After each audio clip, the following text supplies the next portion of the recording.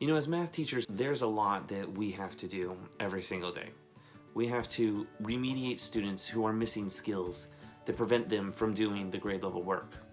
We have to differentiate so that we effectively remediate everyone without slowing down our advanced students.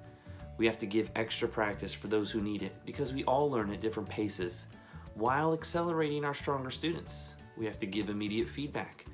We have to not punish students for making mistakes because that's part of the learning process, and we have to celebrate success. That's a tall order, and it's hard to do.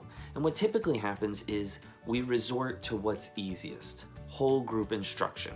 So we teach the same lesson to all our students with the same amount of practice, regardless of their skills or their abilities or their needs. I'm guilty of this, and when I did this, it really hurt my effectiveness because my students who were struggling didn't get the support that they needed. And because they didn't understand anything, they would ask me these really frustrating questions like, I don't get it. And I'd get so angry, I'd say, how do you not get it? We've been working on this for 2 days. All the steps are on the board. But the truth was, they didn't understand any of it. All those steps on the board, they couldn't do those things. That's how far behind they were, and I was failing to remediate them. So for example, maybe we were working on adding fractions. They didn't understand what a fraction was. They didn't understand how to simplify a fraction or how to convert a fraction.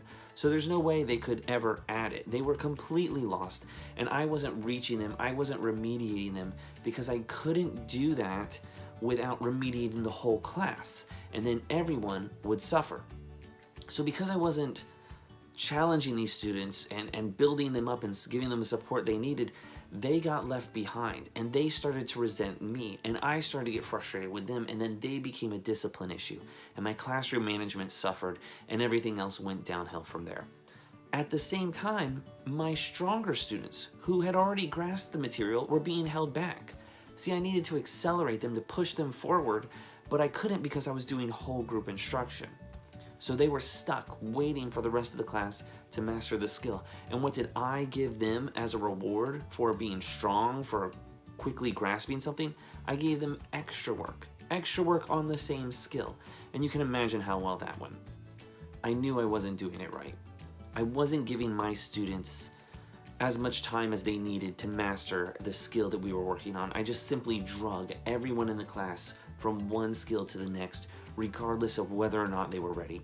And I was punishing them for failure, even though I knew that failure was part of the learning process. When a student needed extra time, or they made mistakes, or they didn't fully grasp what we were working on, we simply moved on. I mean, how could I remediate them without ignoring the rest of the class? And that's when I discovered learning stations. I started to develop these stations that were skills-based, so I could put a student in a station based on the skill they needed to work on and give them as much time as they needed until they mastered it. And because I recognized now I was assessing them, I could tell when they had actually mastered the skill, it became very easy to celebrate their success. And because the students could see their success and they were being challenged at their level, they started to enjoy the learning process and enjoy being successful.